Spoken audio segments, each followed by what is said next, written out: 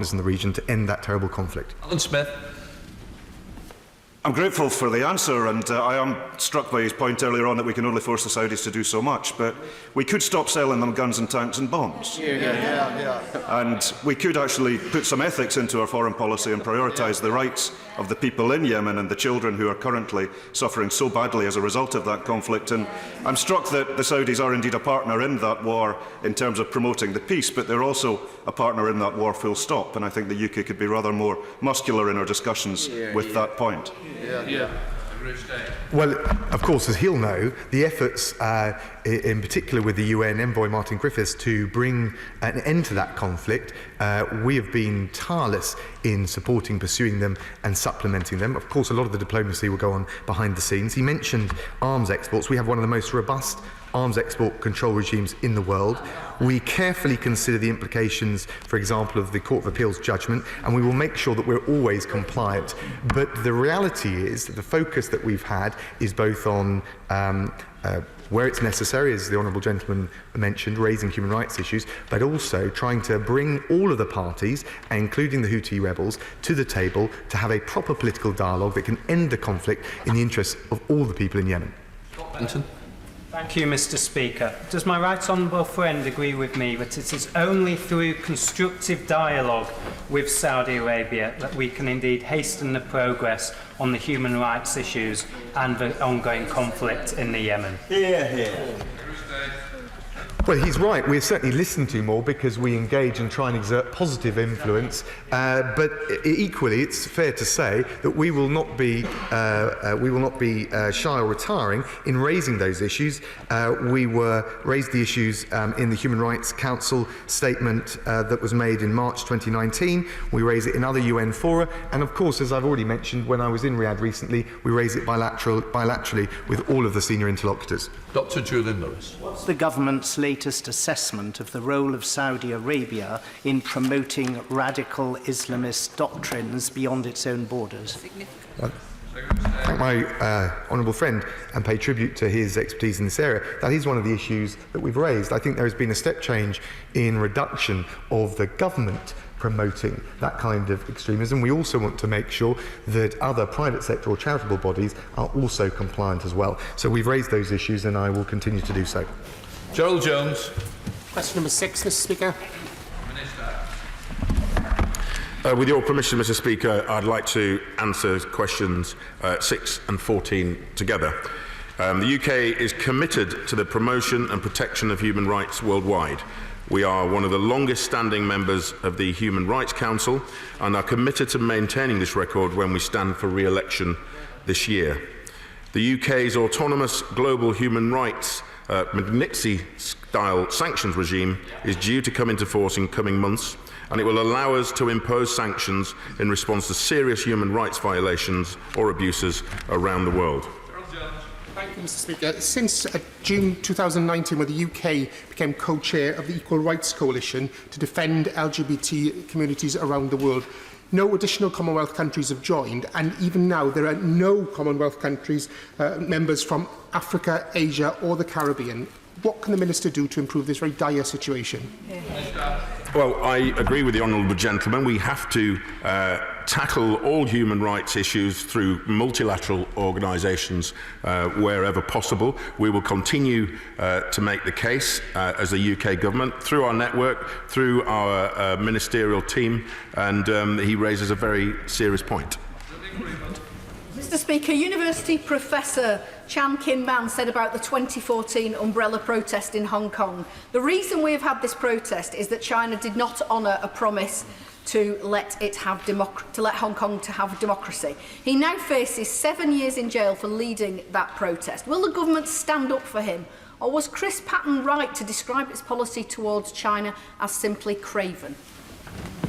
So I met in the last 10 days with the Chinese ambassador and raised the issue of Hong Kong with him. We remain very concerned about the political situation in Hong Kong, and the underlying causes of the protests, we believe, have not been addressed.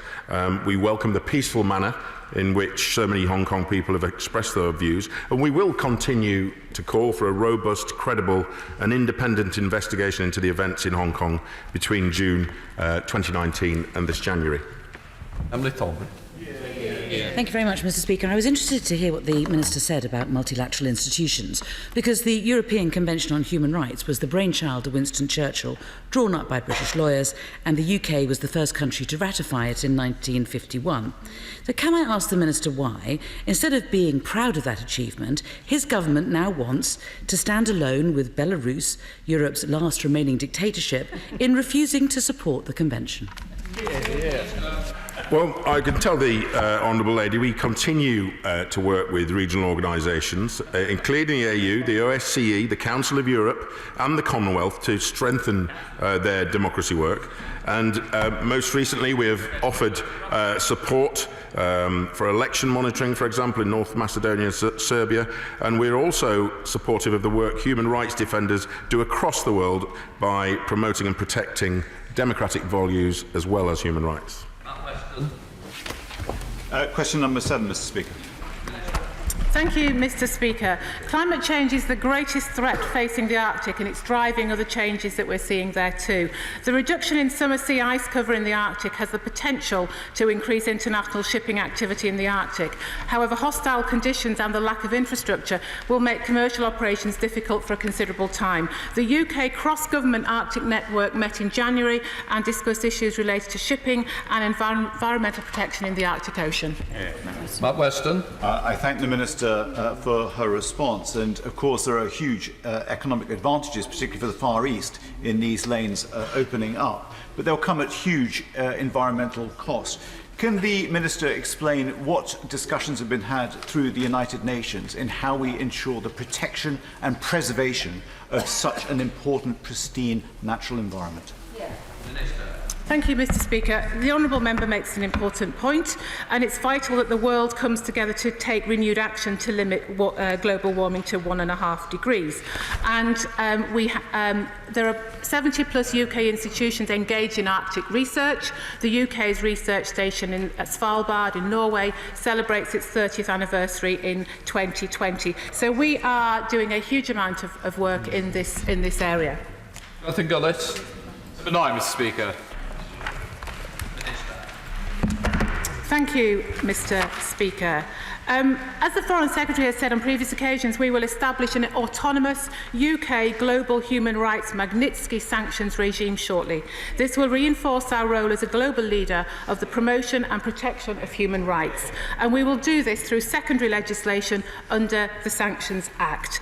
This sanctions regime, Mr. Speaker, will allow us to impose sanctions in response to serious human rights violations or abuses anywhere in the world. Jonathan Gullis.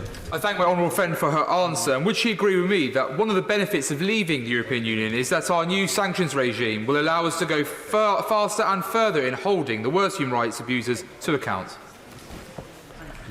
Thank you. Yes, the Sanctions Act allows the UK to implement our own sanctions regimes, and we intend to use these powers in line with UK interests and values to reinforce the UK's role as a force for good. And we will continue to cooperate with international partners on sanctions, including on human rights, because sanctions are most effective when delivered collectively. Mr. Bryant. The Foreign Secretary was one of the most the loudest in clamouring for these Magnitsky sanctions to be brought forward, and yet it's now 2 years that they've been on the statute book and we still don't have the statutory instruments. One minister has said that they're going to be in the coming months, another has said they're going to be soon. If the Foreign Secretary was sitting up there, he'd be saying, do them now. And we absolutely are, Mr. Speaker. We are working really hard, and he just needs to wait a little bit longer. If the honourable lady from a sedentary position would allow me to speak and answer the question, I I will just reinforce my answer that he just needs to wait a little bit longer. It will be coming forward, and we are taking the time to get it right, which is absolutely the right thing to do. So just wait a little longer. Will my right honourable friend look into, when we bring forward the Magnitsky Act, we will also bring sanctions against individuals who profit through corruption, through human rights abuses? Yeah. So. It's important that we recognise that the sanctions regime is not intended to target individual countries, but those who commit serious human rights violations. And as I've said, we're working really hard to make sure that what is coming forward is right. And so just wait a little bit longer, and we will see that coming forward. But it's no good speculating over who may be designated in advance, because this could reduce the impact of sanctions. Florence Session-Lomy. Question number 10, Mr. Speaker. Thank you, Mr. Speaker. The UK condemns all attacks by terrorist groups in northeast Nigeria, including those against Christians. But communities of all faiths have suffered. In fact, the majority of victims are Muslims. The Prime Minister has discussed our concerns and the UK support with President Buhari in January. And my right honourable friend, who's in his place, the excellent member for Gillingham Rainham, the Prime Minister's Special Envoy for Freedom of Religion or Belief, has also discussed the violence with President Buhari's Chief of Staff recently, and has had a number of other meetings, including briefing the full ministerial team last week. Florence Session-Lomy. Thank you, Mr. Speaker. And I thank the Minister for his response on that. And given that the recommendation 2 of the Truro Review states that the UK should articulate an aspiration to be the global leaders in championing freedom of religion or belief, and that the UK has committed to all those recommendations, what more does the Minister think that the government can do in actually exerting that pressure on the Nigerian government? And will he also be looking at the claims of asylum seekers from the Nigerian community? Good point. As the Honourable Lady says, we accept in full the Truro recommendations. I'm meeting again with the Prime Minister's envoy to discuss progress. I think we're about halfway through at that point. But the point I gently make is the situation is quite complicated, and whilst religious belief is central to the identity of many in Nigeria, the underlying drivers of conflict go beyond to ethnic rivalries, criminal banditry, competition of land over land and water, but also the settled community and the nomadic Fulani community. So there's a lot of complexity to work through, but I will continue to do that with the Prime Minister's envoy, and more than happy to work with the All-Party Nigeria Group, which I was once All-Party Secretary of, and the Honourable Lady and other interested parties. Manchester. Mr. Speaker, I thank the Minister for that answer. In relation to the question posed earlier, the United Kingdom being a leader and a champion on FORB, can the Minister clarify, rather than just simply bilaterally, the United Kingdom through other fora, such as joining the International Religious Freedom Alliance, has raised the issue of Nigeria, as well as the International Contact Group in Geneva last week? So the United Kingdom, not just simply bilaterally, as the envoy for the Prime Minister, is taking forward at every level with ministerial colleagues the issue of Nigeria, not just recommendation 2, but recommendation 12 and 13 of the Truro Review also cover the work that we're doing on Nigeria with NGOs in the UK and with counterparts around the world. The Honourable Gentleman demonstrates his excellence in this area and makes a very valid point that it's not just about bilateral activity, it's also about multilateral activity and the leadership role we have, particularly now as Chair of the Commonwealth, and handing over that baton in Kigali to the Rwandans. So we will continue to raise these things. It's not something we see as an isolated issue. It's one of these thematic issues that we consistently raise in both bilateral and multilateral relations. Campbell. Speaker, during the recent discussions, did the Nigerian authorities hold out any hope or prospect that the Christian groups and other faith-based groups can look forward to the immediate prospect of a cessation of violence, that they might hold out the prospect of some safety and security for the future? Well, I think all parties are looking for a greater degree of safety and security, particularly in the northeast. It is a complicated situation that does keep coming back, and as one suppresses some of the problems, other come out. But we're working very closely with our Nigerian partners and international partners, both in the northeast and across the whole of Nigeria. Nigeria is one of our biggest partners on working on these issues and a number of other issues, and this is something that I will raise with our High Commissioner again. I met our High Commissioner last week and will continue to work on these issues and look forward to going back to Nigeria to visit friends and colleagues there. Joe Goodyear. Question 13, Mr. Speaker. Climate change is one of the most urgent and pressing international challenges we face today, and no country alone can solve this problem.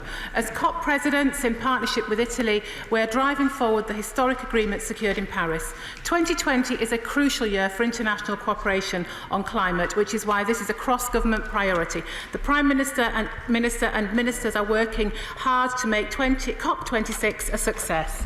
Mr. Speaker, would my honourable friend agree with me that central to delivering a successful COP is the UK playing a leadership role in the international community and pushing our global friends to commit to more ambitious climate targets? Absolutely, and this is something that the Prime Minister takes very seriously, the Foreign Secretary takes seriously, and my colleagues on the front bench too. And in fact, we use every opportunity we can to raise this in bilateral meetings that we have and with visits that we are making. It's vital that the world comes together and takes renewed action to limit global warming to 1.5 degrees. And we urge every country to come forward in 2020 with ambitious, new nationally determined contributions that will help us meet the commitments set out under the 2015 Paris Agreement. Speaker, different contributions to the International Climate Fund between 2011 and 2017 were matched almost pound for pound by DIT funding for fossil fuel projects. Wow. Isn't it the Secretary of State's job to ensure that the UK engages in a consistent manner with international partners? And what steps is he taking to make that happen? Hear, hear. This government has a good record in this field, and as I've said, the Foreign Secretary, the Prime Minister and all our ministers are making taking huge steps to encourage the world to come together, to take renewed action and to use COP26 to deliver the climate change agenda. Mr. Clarkson. Thank you, Mr. Speaker. With permission, Mr. Speaker, I will answer questions 17 and 18 together.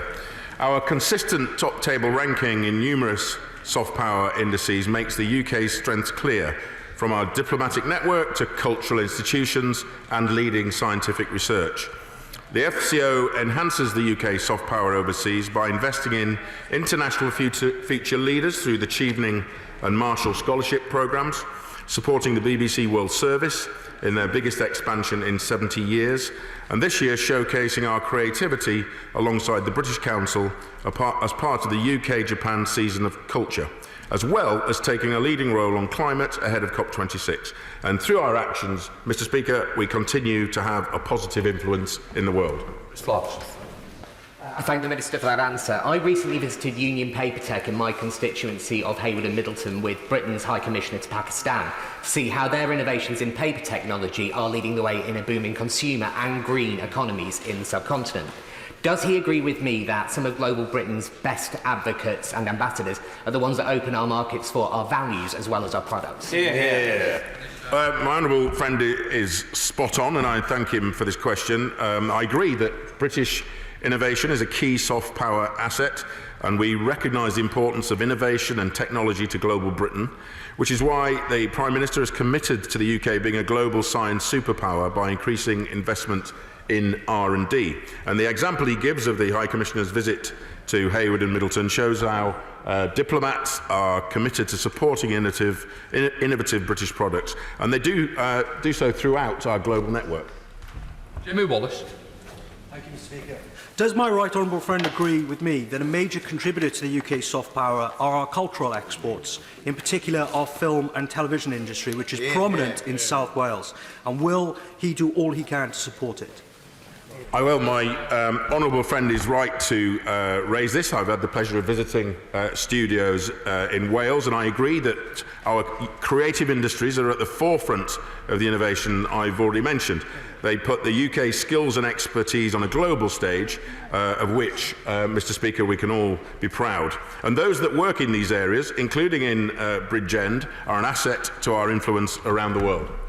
Catherine West. Thank you, Mr. Speaker. The British Council is indeed a very important institution. My constituent, who remains an employee of the British Council, is still in prison in Evin, prison in Iran. What assessment has the FCO made of the recent announcement this morning that some prisoners have been released? Is Aras Amiri amongst those, or indeed Nazanin Zaghari-Ratcliffe? Well, I know that my right honourable friend, the Foreign Secretary, raised this particular issue with his Iranian counterpart yesterday. We are deeply concerned about both the individuals she mentions. We are constantly liaising with the Iranian authorities whenever possible and keeping in touch with family members to ensure that these people are let out as soon as possible. Patrick Brady. Is continuing to disregard the advisory opinion of the International Court of Justice and the resolution of the UN General Assembly on the future sovereignty of the Chagos Islands, a diligent exercise of the UK's soft power. We are very confident in our position in the issue that the honourable gentleman mentions. We're more than happy to talk to him following this session and have a one-to-one, and we can discuss it further. Question 19, Mr. Speaker. Thank you, Mr. Speaker. The events in Delhi in February were very concerning. The British High Commission in New Delhi is closely monitoring the situation. The death of one protester is one too many. And India's strength, like that of the UK's, is in its diversity, and we trust the Indian government to address the concerns of people of all religions. And where we have these concerns, we raise them directly with the Indian government. And most recently, my colleague, Lord Ahmed of Wimbledon, raised these concerns about the impact of recent judicial and legislative measures on minorities with a senior official from Industry's Ministry of External Affairs on the 25th of February. Thank you, Mr. Speaker. The violent riots that took place in Delhi have resulted in 1,638 arrests, 14 mosques being damaged, 10 Hindu temples being damaged, and more than 50 Hindus and Muslims killed. After 330 community meetings, however, places of worship and business are being restored. Can my honourable friend confirm that business is restored to normal in India with peaceful protests allowed, but not violent ones? Well, my honourable friend, I know, takes a very keen interest in this issue. We do welcome that there have been no new reports of rioting since February, although we are sure that tensions do remain. But now, as ever, we support Prime Minister Modi's call for peace and harmony. India's strength, like that of the UK, is in its diversity, and we trust the Indian government will address the concerns of people of all religions. Thomas. 20, Mr. Speaker. Thank you, Mr. Speaker. On the 25th of February, the Minister for South Asia and the Commonwealth, my honourable friend, the Lord Ahmed of Wimbledon, met with the Sri Lankan Foreign Minister in Geneva to express the UK's serious concern about the new Sri Lankan government's announcement that it no longer supported UNHRC Resolution 31 and subsequent resolutions. Lord Ahmed did urge the Minister to reconsider. Thomas. Thank you, Mr. Speaker. Human Rights Watch has chronicled this month Sri Lankan security agencies stepping up surveillance, harassment and threats against human rights activists and journalists. So great as it is that the Minister, as set out by his ministerial colleague opposite, is raising concern, isn't it about time Britain got a little bit more robust with the Sri Lankan authorities? Well, the honourable gentleman is right to raise this.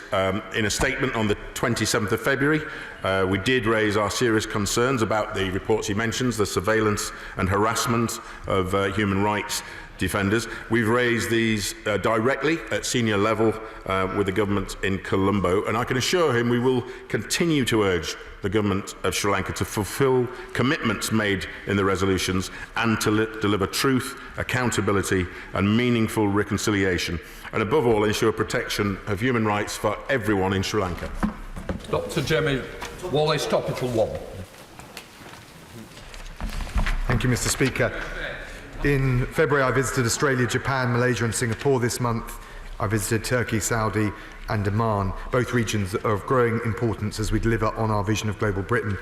Our immediate priority, of course, at the FCO is doing everything we can to make sure our citizens are safe at home and abroad as part of our international response to COVID-19. Thank you, Mr. Speaker. My constituent, Stephen Lewis, has been incarcerated in France for several months without charge or trial, and the judge is citing Brexit as one of the reasons he won't release Stephen. Will my right honourable friend help me and Stephen's family with our efforts to secure his release as soon as possible? Thank the honourable gentleman and pay tribute to his efforts to represent his constituent. He will know that FCO staff in Bordeaux have been following the case very closely. They've spoken to his constituent's lawyer in the case. The examining magistrate is reviewing the case currently. We can't provide more than consular support because he will know that we can't politically intervene in individual judicial proceedings, but we will follow that case very carefully. Perkins. Mr. Speaker, the Iranian regime has taken a country rich in natural resources and cultural history and taken that country to a position of poverty that is brutal to its own people. And yet, rather than being supportive of the moderate opposition regime in exile, the UK government has taken the action of banning Maryam Rajavi rather than welcoming her here to promote the cause of peace that could be prevalent in Iran. Will the Foreign Secretary take steps to ensure Maryam Rajavi is welcomed here so that Iran can get back to being the wonderful nation that it really could be? Can I thank the honourable gentleman? I'm not sure that that sole measure would release the change in behaviour that we need in Tehran, but I do accept his diagnosis of the problem in Tehran. We've seen it on the issue of the JCPOA. We've seen it on its destabilising activities in the Middle East, from Iraq, Syria through to Yemen. And we also see it, as others have mentioned in this House, in relation to dual nationals. I spoke to the Iranian Foreign Minister yesterday. I made it very clear that on all these fronts we will continue to hold Iran to account, and if they want to improve the situation both for the government but most importantly for the people of Iran, the Iranian government must take steps to build confidence and come back into compliance with international law.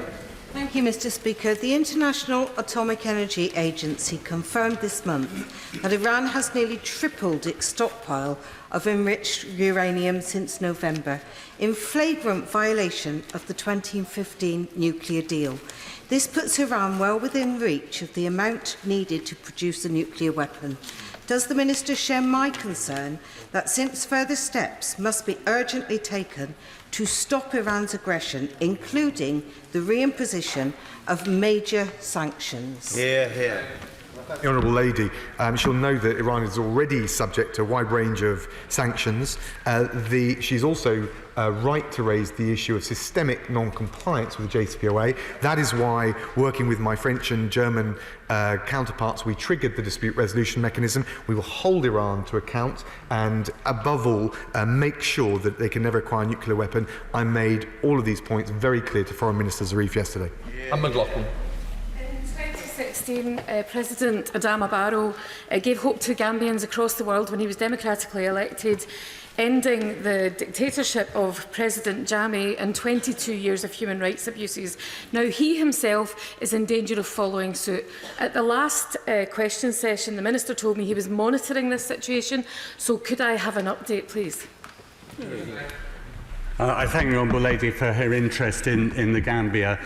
We were very optimistic about that country. The country's come back in to the Commonwealth. I've visited that country outside my ministerial roles, and I look forward to talking to our High Commissioner. I'll do that within the week and again raise these issues and update the Honourable Lady. But we do expect all the Commonwealth to uphold the best of standards. Anthony Bagnall. Can I start off by thanking the member for Selby and Annesley for his help for my constituents over this weekend. I have a number of constituents who are on cruise ships, including the Celebrity Eclipse and Silver Shadow, which are in quarantine off certain areas of Latin America. I'm just wondering if the Foreign Office might be able to review the consular engagement it is giving British nationals overseas to ensure that there is a joined-up approach. Well, I thank my honourable friend for his question, and I know he's been working very hard. In fact, I know so because I've been in contact with him over the weekend on behalf of his constituents affected by the outbreak. I can assure him our consular staff in London and worldwide are working around the clock to ensure that British nationals affected by this epidemic, including those in hospital, quarantine or isolation, are safe and able to access healthcare wherever necessary. In some cases, as right honourable members have seen, this has included repatriation, although this does remain as a last resort. Mr. Eating. Thank you, Mr. Speaker. David Miliband and David Cameron demonstrated the importance of leadership from the top on human rights in Sri Lanka. So in that spirit, would the Foreign Secretary be prepared to meet with me and other members of the all-party parliamentary group on Tamils on a cross-party basis to discuss the leadership we now need from him in light of the events and developments at the UN Human Rights Council? We are extremely concerned about the issues in Sri Lanka, which I referred to in the Honourable Gentleman's question earlier on. I'm more than happy, as the Minister responsible for that region, to meet with the Honourable Gentleman to discuss it further. Alicia Kearns. Given the government has recognised the importance of the Sahel region, can the government please tell me what they're doing to improve the security of the area? We are opening 2 new embassies in Niger and Chad. Last month I attended the G5 and the Sahel Alliance, where I was able to reassure the 5 countries of the Sahel and the French Foreign Minister of our support for the security and military efforts in the region, including the deployment of UK troops in Mali. I was also able to raise the issue of 12 years of quality girls' education, which long-term, Mr. Speaker, helps prosperity and security. Murray. Thank you, Mr. Speaker. I have constituents who are stranded overseas because of the lack of flights. I have 5 nurses stuck in the Philippines at the moment, and the consular advice from the embassy has been for them to get on a flight as quickly as possible. There are A, no flights back to the United Kingdom, and B, no way for them to get to the airport. What advice is the Foreign Office given UK nationals across the world who are stuck at the moment, but the advice is for them to get home? The Honourable Gentleman is absolutely right to raise the issue that his constituents are facing in the Philippines. Travel advice is changing hourly. We have made literally over 100 changes in the last 24 hours. I would just urge him maybe to wait after this session for the Foreign Secretary's statement on the issue. David Hammond. Thank you, Mr. Speaker. Can I thank my right honourable friend and his department for their help with my constituent very quickly on Saturday over an issue in the Philippines. But my constituent, Mr. Clark, is due to go on holiday on Thursday and wants to follow the government's advice for non-essential travel and not to go. Unless the government details which destinations are covered by the non-essential travel, then there are going to be real ramifications, particularly on insurance. I wonder if the government will be clear about when they're going to clarify that. Thank my right honourable friend. He will have to wait only a short while to get an answer to that very question. David Linden. So Speaker, last month they saw the 2nd anniversary since the capture of the Ashiribu, the young Nigerian schoolgirl. Can the government tell us and provide an update what representations they're making to the Nigerian government to secure Leah's release from captivity? Take up the case. I thank the Honourable Gentleman for raising the case. I have reviewed a number of these cases and aware of the historic cases. Unfortunately, kidnapping is all too common. I know that various government ministers have met with families and representatives, but I'm more than happy to take up this specific case with the Honourable Gentleman and discuss it with him today and take it forward in the normal way. Jerome Mayu. Thank you, Mr. Speaker. COVID-19 is obviously no respecter of international borders.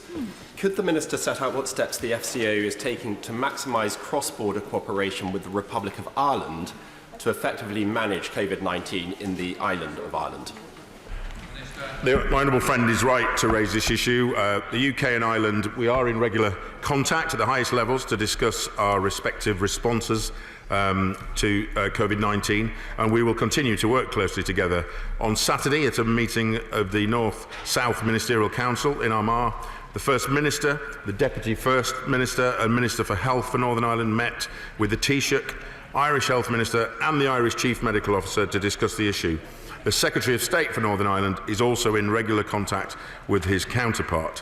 Obviously, health is devolved in Northern Ireland, but he can rest assured that we are in regular contact with our Irish friends. Era Wilson. Thank you, Mr. Speaker. I have 4 constituents stuck in Vietnam after discovering they were on flights with somebody who had coronavirus. 2 of my constituents are young women who are stuck in an overcrowded hostel which is filthy, with limited running water, and they are currently fit and healthy, but they may not be for much longer. What support is the government providing in terms of government-sponsored flights home, and will he meet with me to discuss these cases and how we can help those women get home, please? Well, the Honourable Lady is absolutely right to raise this issue. I know of the particular problem. I've spoken to other Honourable members about constituents in the same, probably in the same accommodation. I spoke this morning with the Vietnamese ambassador with requests that the British nationals are moved urgently into hygienic conditions. So we are working on that, and I will have an answer from the ambassador. But rest assured, we are doing our best to improve the treatment for those individuals. Mr. Speaker, although the immediate focus of our interests in Southeast Asia rightly has to be focused on the safety of British citizens and how we can get them back, which no doubt will emerge in the statement shortly, but I know the Secretary of State shows my huge enthusiasm for the potential in Southeast Asia for greater trade, investment and indeed much wider partnerships. Can he say today whether he agrees that the idea of having an Asean investment forum, which would be as good and possibly even better than the Africa Investment Forum, is one that he supports? Can I thank my honourable friend who's playing to all of my prejudices with his question. We're absolutely committed to ratification of CPTPP. We're also committed to joining ASEAN formally as a partner dialogue status, and I think in the context of that he raises a very interesting idea. Obviously difficult to host conferences at the moment, but certainly something we should keep under review. Newland. Much, Mr. Speaker. On Saturday morning, I was advising constituents, advised by the Foreign Commonwealth Office through myself, that they had until midnight to leave Poland. But later that day, Jet2 advised them that their flights for the following 2 days would actually be going ahead and be leaving Poland. So can the Minister tell me why that advice was incomplete and what they are to do if any travel insurance claim they make is now invalid? Thank you. I'm more than happy to speak to the honourable gentleman after this. The travel advice remains, and I know the Foreign Secretary will be updating the House more broadly, but happy to have a discussion with him after these questions. Students are currently aboard the MS Marina en route to Miami. The cruise liner was refused entry at the ports of Lima and Panama yesterday and will reach Miami by tomorrow afternoon. However, they're concerned that they may be refused entry to the USA when they reach the destination. Both have underlying health problems and are understandably worried. What discussions has the Department had with counterparts in the USA about the repatriation of some of our constituents who are in this position? Thank you. Again, the Honourable Lady is another example of a colleague, a member who treats with great seriousness constituency casework. She's right to raise it here alongside others. The Foreign Office, Mr. Speaker, staff are working flat out, myself and colleagues, to tackle this. We're aware of a number of cruise liners in the region. I will ensure that she has the right information, and I'm more than happy to talk with her after these questions. We now come to the ministerial statement. Secretary of State for Foreign and Commonwealth Affairs on COVID-19 update. Secretary of State. Thank you, Mr. Speaker. As the Prime Minister has said, the coronavirus pandemic is the worst public health crisis for a generation. It is unsettling for families up and down the country and in all of our constituencies, so we need a united effort to tackle COVID-19 effectively and to come through this challenge, as I'm confident that we can and will. Following on from and consistent with the domestic measures announced by the Prime Minister yesterday, and based on the fast-changing international circumstances, today I'm announcing changes to FCO travel advice. Mr. Speaker, UK travellers abroad now face widespread international border restrictions and lockdowns in various countries. The FCO will always consider the safety and the security of British nationals. So with immediate effect, I've taken the decision to advise British nationals against non-essential travel globally for an initial period of 30 days and, of course, subject to ongoing review. Now, Mr. Speaker, I should emphasise this decision has been taken based on the domestic measures introduced here in the UK, alongside the changes to border and a range of other restrictions which are now being taken by countries right around the world. The speed and the range of those measures across other countries is unprecedented. Some of those decisions are being made without notice. In some countries, even in countries or particular areas where there haven't yet been any reported cases of COVID-19, local authorities are nonetheless imposing restrictions on movement, and again doing so with little or sometimes no notice whatsoever. In light of those circumstances, we want to reduce the risk of leaving vulnerable British tourists or travellers stranded overseas. We will, of course, keep this advice under review and amend it as soon as the situation responsibly allows. Now, the government, of course, is keenly aware that international freight services, such as shipping and haulage, are vital for ensuring the continuity of the supply of essential food, goods and material to the UK. So we do regard this kind of travel as essential, and we will work with industry to issue detailed advice which maintains the flow of goods whilst protecting the well-being of staff who are working on those routes. The Department for Transport will be leading this work with the freight sector with the objective of minimising disruption to those routes as far as is possible.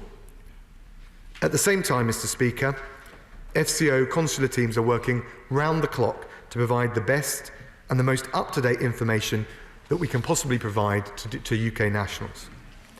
Just by way of context, in the last week alone, we have made over 430 changes to FCO travel advice, and we will obviously continue to keep it under close and constant review.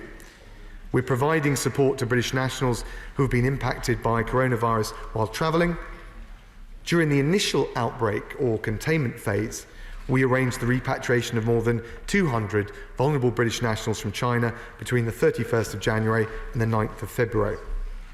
And we took that particular action, Mr. Speaker, to support British nationals and control the return of those possibly exposed to COVID-19 at the earliest point in the crisis, when it appeared that the virus might be contained in China. In other cases, like the British nationals affected by COVID-19 infection in the hotel in Tenerife, we worked with travel companies and airlines to ensure that those concerned were safely brought home. Mr. Speaker, we also changed our travel advice to advise people over 70 or with underlying health conditions against travelling on cruises to protect the most at risk from coronavirus. And we have arranged repatriation from cruise ships, including most recently 131 UK nationals who returned from the Grand Princess, which was docked in California, and they arrived home last Wednesday. On the issue of cruises, we've been working intensively with the Cuban authorities and Fred Olsen Cruise Lines to ensure that all of the British nationals are able to return quickly and safely to the UK. In relation to, that's of course the Bremer cruise liner. We're doing all we can to ensure that they return to the UK on flights from the Jose Marti International Airport in Havana within the next 48 hours. I spoke to the Cuban Foreign Minister twice over the weekend, and we are very grateful to the Cuban government for swiftly enabling this operation and for their close cooperation to make sure it could be successful. As well as those repatriations, UK consular teams are working with those who are affected by difficult quarantine conditions, the closure of tourist resorts, for example, in Europe and North Africa, or indeed just when there are new regulations that are introduced in countries where British nationals are visiting. We will do everything in our power to get those British nationals affected the care, the support and the practical advice that they need. Mr. Speaker, we also need to be clear about our capacity to repatriate people from abroad, given the scale of the numbers. We have taken action where necessary, but no one should be under any illusions. It is costly, it is complicated to coordinate, so government-supported repatriations have only been undertaken in exceptional circumstances. Ultimately, the primary responsibility for managing outbreaks of COVID-19 and quarantine measures must rest with the country in which the outbreak has occurred. SCO teams around the world are working urgently to ensure that governments have sensible plans to enable the return of British and other travellers, and crucially, to keep borders open for sufficient period to enable returns to take place on commercial flights wherever that's possible. Following today's change in travel advice, British nationals who decide that they still need to travel abroad should do so fully aware of the increased risks of doing so. And that obviously includes the risk that they may not be able to get home if travel restrictions are subsequently put in place that they hadn't anticipated. So we urge anyone still considering travel to be realistic about the level of disruption they are willing and able to endure, and to make decisions in light of the unprecedented conditions that we face. Mr. Speaker, today's travel guidance follows the domestic measures announced yesterday. It forms part of our national effort to meet the international challenge presented by coronavirus, a challenge we will rise to as a government, as a country, and I commend this statement to the House. Speaker, and I'd like to thank the Secretary of State for advance sight of his statement. We hear what he says on freight, but could he give us any guidance on what is essential travel when it comes to people? Does it include people coming home? This is a time of immense concern for tens of thousands of British nationals stranded abroad, not just dealing with the stress of trying to get accurate information and make their way home, but doing so facing the ever-present fear of infection. I was contacted yesterday by Tom, one of the 65 British nationals in Cusco, Peru, and which has announced a 15-day state of emergency with its borders closed and the army enforcing a quarantine. Tom's flight to Britain today has been cancelled, and his calls to our embassy in Lima have not been answered. And why is that? Because the embassy itself has decided to close down for 15 days, just when its services were needed most. The Secretary of State said in his statement that our consular teams are working around the clock to provide the best information available to UK nationals. Well, I'm afraid that simply isn't the case in Tom's experience. We have received no advice or assistance, he says. We are all extremely concerned at being stranded here. Across the world, there are tens of thousands of British nationals in the same position as Thomas, and all with the same message for the British government: help bring us home. As far as we're concerned, our travel is essential. And it is no use telling them to rely on advice from the governments in the countries that they are travelling, when our tourists will inevitably be the least of those countries' concerns. Nor is it any use telling them to rely on the instructions of their travel operators, which have all too often in recent weeks been at odds with the official FCO travel advice and driven by the fear of insurance claims and bankruptcy, not by the needs of our citizens. The government cannot keep passing the buck to others, especially when it comes to repatriation. Yes, it's difficult. Yes, it's expensive. But that is the nature of the crisis that we face. So I asked the Secretary of State in his response directly to address Tom and his compatriots in Peru and all other British nationals around the world currently in the same position, and tell them what he is doing to help bring them home. Can I ask the Secretary of State to reassure us today that the Foreign Office will learn the lessons from this fiasco by asking itself some very basic questions?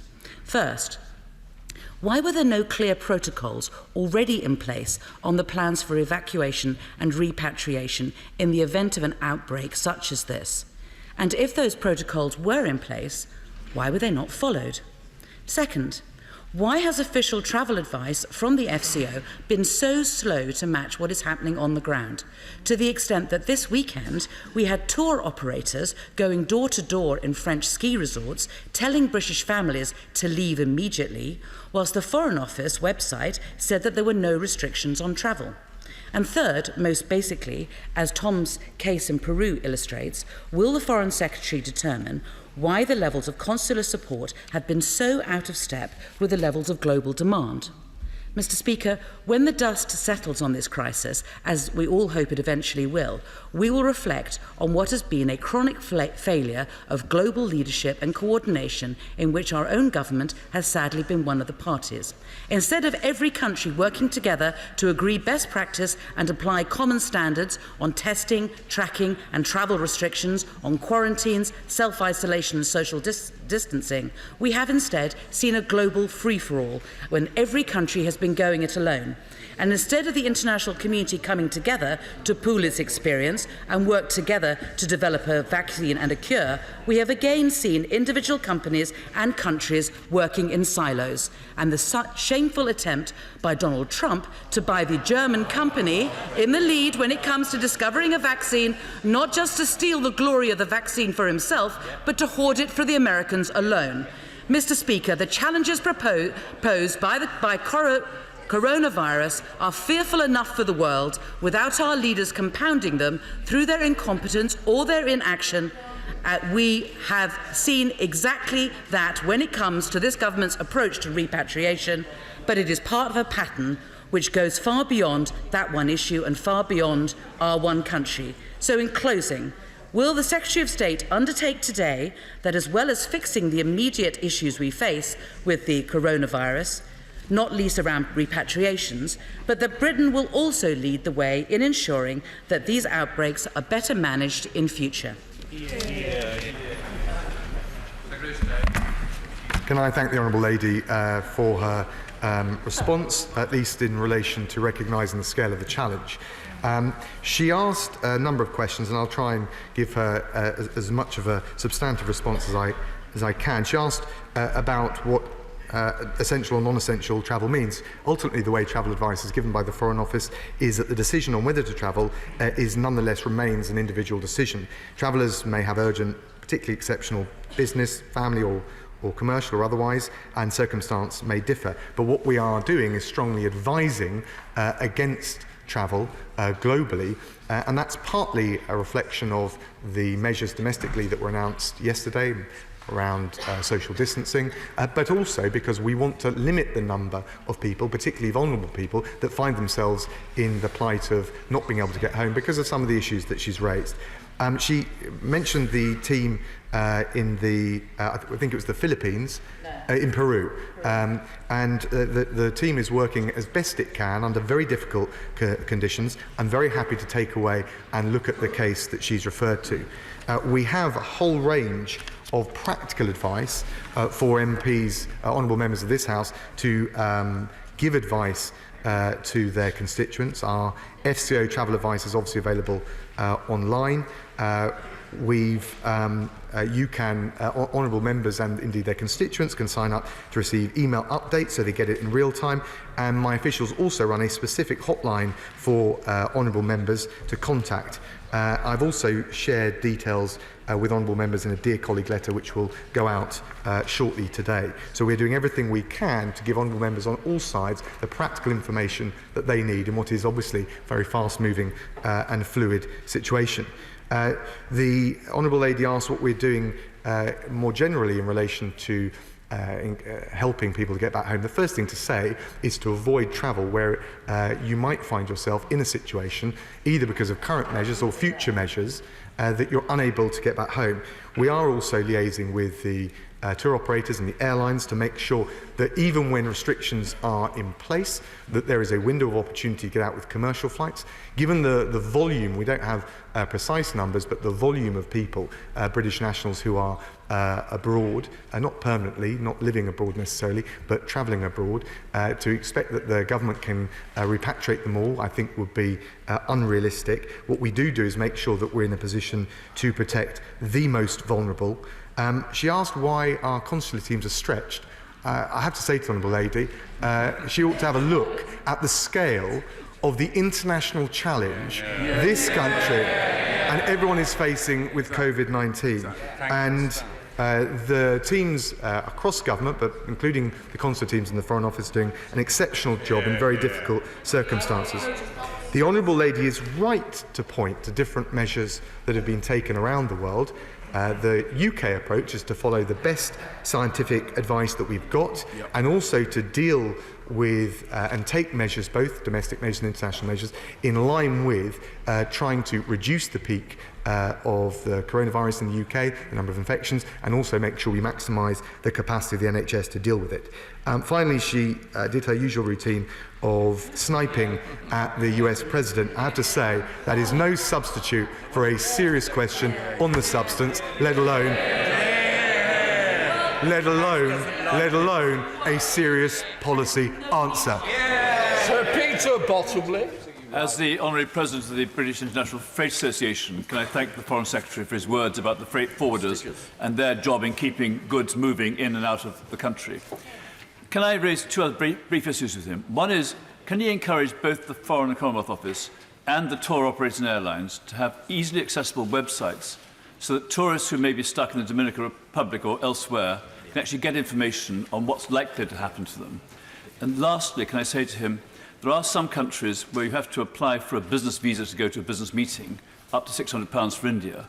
And if they suddenly decide they're not issuing visas, can he encourage the High Commissioner and government to actually make that possible to be transferred to a future arrangement rather than just take the money and forget about it? Can I thank my right honourable friend? I think he raised a number of very important points. We are liaising with tour operators, insurance companies, and of course airlines, and we will convey the message that he raises about making sure that their advice is transparent as possible. Obviously that needs to be done in real time, and I'll certainly consider further the flexibility that he suggested in relation to visas. Alan Smith. Here. Mr. Speaker, thank you. I think now is a time where we should be seen to work together, and indeed work together, and thank the Secretary of State for advance sight of the statement. I think now is the time for us also to issue party political point scoring. We in these benches support these changes, and we support this statement. I'd also like to record our appreciation and solidarity with the hard-working FCO staff worldwide, who are doing a very tough job in very tough times, and they themselves have families and indeed respiratory conditions themselves in times. We put our support behind them. So I'd support this statement as far as it goes, but I would urge the Foreign Secretary, and perhaps it's a discussion that he needs to have with the Chancellor as well, I'm conscious there's a statement later on about that, but to go further. And his statement today didn't deal with the point about insurance at all. Now, for Scots and Brits abroad who are stuck and want to get back and are looking to find a way back, the biggest practical help we can do to them right now is to speak to the insurance companies, because their insurance is uppermost in their mind. Now, you'll be aware, colleagues will be aware of the statement this morning from Sir Charles Bean, the Office of Budgetary Responsibility. I quote, "You need the state to be there as the insurer of last resort against what is effectively an act of God. The state surely has a role. Big, early action is better than half-hearted action that's late." We couldn't agree more. The Chancellor is making a statement later on, but for our nationals who are overseas and want to get back, insurance is their biggest priority. Could I urge the Secretary of State to have a full discussion with the Chancellor on that point, and that the state needs to step in to get our people home? Can I thank the honourable gentleman and particularly welcome the bipartisan tone that he took. Can I thank him for welcoming the statement, and can I particularly thank him for recognising and paying tribute to the consular staff and the wider FCO teams who, in very difficult circumstances, not least given the advice that we in government have given, are doing a tremendous job. He asked a number of questions asked about insurance companies. Obviously, they take their lead, at least to some degree, from the travel advice changes. So one of the important things I think it is for the FCO to do is to give very clear and decisive travel advice, which is one of the reasons, or at least one of the benefits of the statement that we've made today. I certainly take on board his comments about working with the Secretary of State for Transport and the Chancellor to make sure we provide support to the sector, the airline sector, because of course not only is it an important sector in terms of jobs, but we also need them to help get the UK nationals home, because we want to, for the very reasons I made in my statement, allow them to do that through normal commercial means. Tom Tugunda. Thank you, Mr. Speaker. This crisis is causing us to tear apart many aspects of the global system that we have grown used to over the last 20 or 30 years. The threat that it could pose to future scientific cooperation, to future defence against not just pandemics like this, but the poverty that has blighted so much of the world over recent generations is enormous. Can the Foreign Secretary assure me that, as he is planning with his Foreign Office partners, or with his Foreign Office staff, to rescue and save so many people around the world, he is also looking to cooperate with others to make sure the international community works together to build a proper future based on a shared and prosperous globe? Can I thank my right honourable friend, the chair of the Select Committee? He's absolutely right, both in terms of the measures we're taking, consular measures to support UK nationals who feel vulnerable or stranded overseas. I also agree with what he's saying about the need for an international approach to pandemics like this. We haven't seen anything like this before. That's why we're providing support to build up the capacity in some of those most vulnerable countries. We're doing that with a total envelope of up to £241 million of aid funding. We're working through the WHO, the Red Cross, UNICEF and other organisations. More generally, the Prime Minister spoke to counterparts in the G7 recently, yesterday in fact, and they agreed on the importance of a stronger, coordinated international approach, and that will include everything from the economic measures that we take through to the research and development to make sure that we have the collaboration to prevent further pandemics happening in the future. Chris Brown. Our consular staff are doing an amazing job, and many of them around the world are actually volunteers. They're not paid for their work either. So I hope the Foreign Secretary will pass on our gratitude on behalf of all of our constituents. But can I just tease out this issue about people returning home? Because as I understand the Foreign Secretary's advice, it is that if somebody is thinking of travelling abroad now, they should bear in mind that they may not be able to get back. But at the same time, he's saying that people shouldn't necessarily come back now.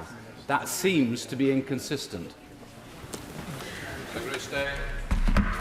Well, can I first of all thank the Honourable Gentleman for what he said in relation to consular staff. We will pass it on, and it does matter that we can have cross-party support for the essential work that all of our public services are doing. He's asked about travel advice. Obviously, we're advising against all but essential travel globally. It is up to individuals who find themselves to make the individual judgment calls. It will depend on their personal circumstances. It will depend on the availability of commercial flights. And in the last resort, we've been able to provide the repatriation of flights. That is getting more difficult. So we will continue to provide the support, the advice, but ultimately some of those judgment calls will remain an individual decision to be made. Thank you, Mr. Speaker. I'd like to follow up what the Secretary of State was saying about ferries and the Department of Transport in relation to the UK. Two questions. Will the government please relax today competition law to allow discussion between the three cross-Solent ferry operators to build a resilience plan? They will be in breach of the law if they do not, and lives could depend on it if our ferry services fall over. Secondly, will the government support today the MCA to allow for people to sit in cars during ferry journeys in the UK to protect at-risk groups and for social distancing purpose? Thank you. I thank Honourable Friend. He, as ever, raises very important and excellent practical points. They are mainly, I have to say, for the Secretary of State for Transport, but he is, I can reassure Honourable Friend, he is talking to the ferry operators as well as the airliners and working together to make sure we get not just the clearest advice, but the most practical advice, so that our constituents and indeed people travelling to the UK or from the UK can make the decisions that they need to make. Just to help the House, I'm expecting to run this to around 2 o'clock. Alistair Carmichael. The Foreign Secretary is absolutely right. Repatriation is a complex and costly business. But that surely is exactly why it's not something that should just be left to individuals, and there must be a leading role for government in this. Like many MPs, I've had representations this morning from constituents who were on holiday in Morocco who now find themselves stranded. The ambassador's Twitter account is telling them just to go to the airport with their passport and their ticket and see what they can fix up when they get there. We realise that the consular services are under stress, but surely this is a moment where they have to have every possible resource to provide the best possible information for our constituents. Well, can I thank the Right Honourable Gentleman? I totally agree with him. We are providing the very best support, care, advice, and of course, when it comes to repatriations, we have secured, I think it was 200 that came back from China at the outset. We're also working in relation to the Braemar cruise ship to secure the return via Havana. I think it's the most intense diplomacy I've had with my Cuban opposite number in my time, but actually I have to say hugely welcome because they've been very cooperative. So we will do everything that we can. Of course, the point I would make to the Right Honourable Gentleman, the situation is very fluid. The decisions that are being made on the ground in countries like the one he suggested often happening very rapidly, and the challenge for airliners but also for the FCO and the consular advice and support we provide is just to make sure that we can respond not just as quickly as possible but as effectively as possible. Alicia Cairns.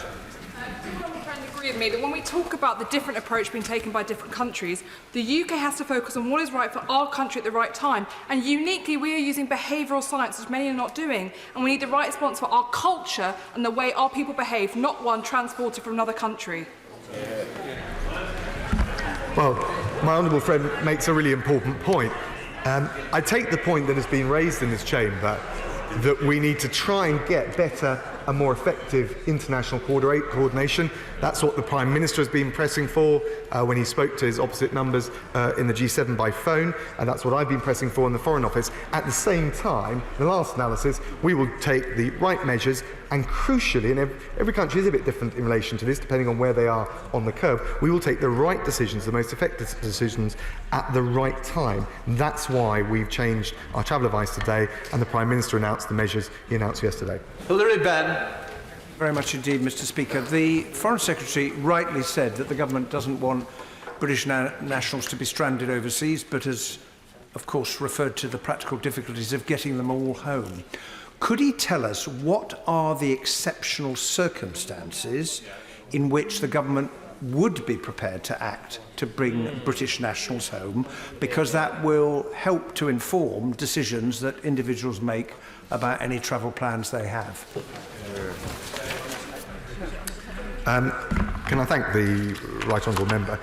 So I think that constituents reading the FCO travel advice ought to take it on its own terms, not on the basis of any potential last resort contingency measures that may be taken down the line.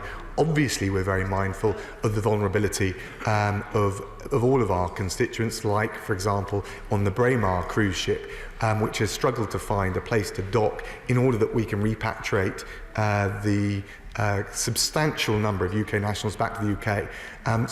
But the decision will have to be taken on an individual basis by all of our constituents and people up and down the country. What we do is provide the clearest guidance, and unless there is a very good reason, an essential reason to travel, we're saying don't take the risk now, because you're at a heightened risk of being stranded in the future. Dr. Andrew Morrison. The Foreign Minister has been issuing plaintive appeals on social media for medical supplies to assist in his sanctions-hit country. Setting aside Javad Zarif's accompanying rant against America, what does my right honourable friend think can be done to assist the people of Iran at this difficult time, particularly around sanctions, JCPOA and the IMS debt? Can I thank my honourable friend and pay tribute to his excellent tenure as Minister, and I thoroughly enjoyed working with him, and of course he's an expert in this field. Let's be very clear about it. The ultimate responsibility for the predicament that Iran faces is the decisions and the choices by their government in Iran. What we do is make clear that, and we've supported Iran in relation to coronavirus with aid funding, because we recognise that this is an exceptional time, an exceptional period.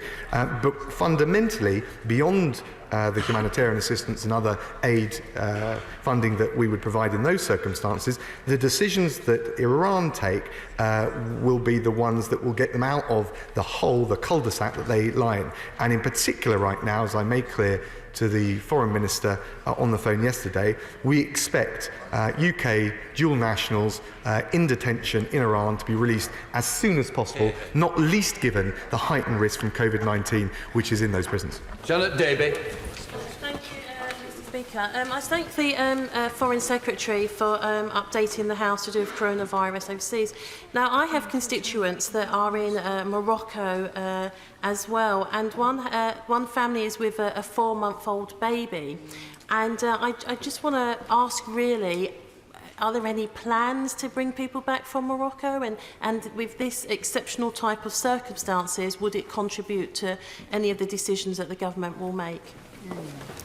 Well, can I thank the Honourable Lady? And of course, anyone in those circumstances will feel anxious and distressed. We will certainly see if we can provide as much support, consular and otherwise, to her constituent as possible. If she'd like to contact me afterwards, or any of the ministerial team, we will take up that case directly. More generally, it will always depend on the restrictions that are being imposed, partly by the governments themselves, including in Morocco, and then also the availability of commercial commercial airlines coming out. What we want to do, what I've been working with the Transport Secretary to achieve, is give clear advice to our constituents, if you like, as a consumer of travel services, but also make sure that we're leaving the window open for commercial airlines to operate, because that is the surest means of getting the number of people back from difficult or vulnerable positions as possible. That is the only way we're going to be able to achieve it. So we do need to keep those commercial lines operating.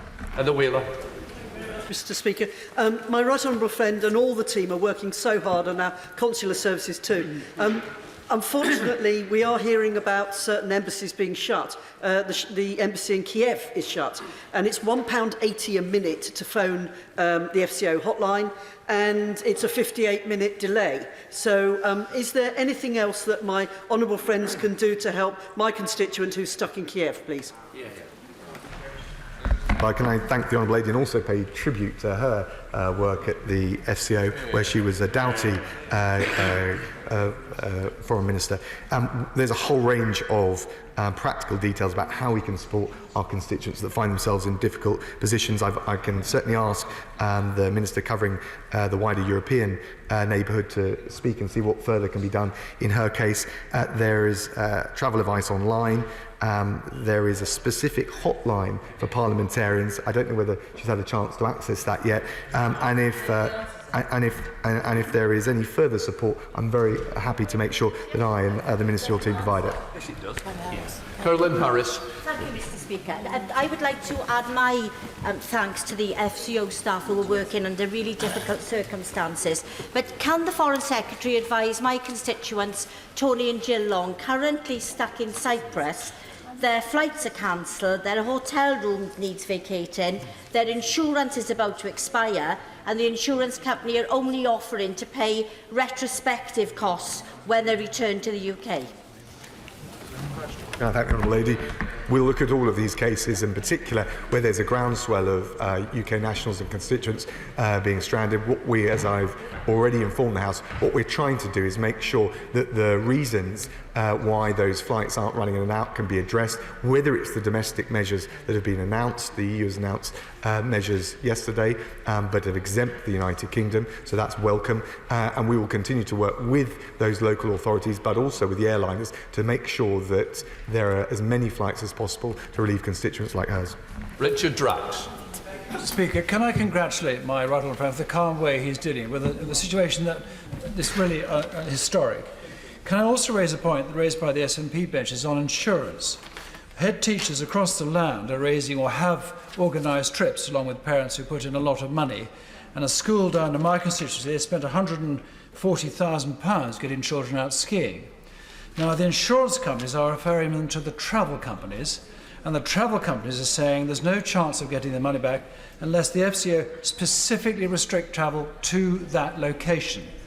Could my right honourable friend just clarify to all the schools across the land, not just in my constituency, what the situation is and what chance they have of getting their money back? Can I thank my honourable friend and also thank him for the way in which he's raised his question. Of course, the insurance industry make their decisions in a commercial way. Obviously, we and the Transport Secretary are liaising very closely with them, but certainly the call has been made to the Foreign Office to give as clear advice as possible. So we are saying, not least with Easter holidays coming up, we're advising against all but essential travel globally. Of course, we're not going to make decisions for individual people or families or indeed schools, but it would seem to me that those are the kinds of trips that would have to now be looked at, and we would expect the insurance and the airline industry to follow based on that very clear advice we've now given. Dr. Philippa Whitford. Thank you very much, Mr. Speaker. The Foreign Secretary mentioned that the government have been consulting with the G7, but they have not been consulting with European governments through the European Centre for Disease Control. So can I ask, apart from ideological reasons, why not? They are very concerned that the focus here has been on behavioural science and not epidemiology. Hear, hear. Right. Can I thank the Honourable Lady? I think she asked a perfectly reasonable question. Can I reassure her we are taking the best scientific advice that we've got in the UK. The circumstances in different countries will change. Part of that is about the timing and the peak within which the coronavirus hits an individual country. And can I also just address, you said, talked about the cooperation with the EU partners. I am consistently on the phone talking to all of our European partners to make sure that on all of these issues, from the multilateral drive to tackle coronavirus with support for vulnerable countries, research and development, but also the particular logistical issues with getting constituents home, the diplomacy with our European friends has never been more intense. Caroline Mills. Thank you, Mr. Speaker. My constituent Jamie Harris is stranded on the MV Ocean Endeavour off the coast of Argentina. She is travelling independently, so has no recourse to a tour operator, and flights from Argentina to Europe have been stopped. Will my right honourable friend consider working with flight companies like British Airways, and there are many others, to look at ways that we can bring constituents home when there simply is no other alternative for them? Can I thank honourable friend? She makes a good point. Of course, for those in South America, more generally, there have been a range of concerns in different countries. Fundamentally, we want to encourage, as I've explained, commercial operators to keep running, because that is the way of easing and repatriating people at scale. But of course, we will look and we will liaise with the airline operators, and the Transport Secretary is already doing that, to make sure that where there are gaps, we can always provide as much support as possible for vulnerable or stranded constituents. David Lammy. My constituent Sarah Goodman is stuck in Morocco. She travelled with friends just on Saturday and now is subject to a ban. I've also heard from students on years abroad who are stranded.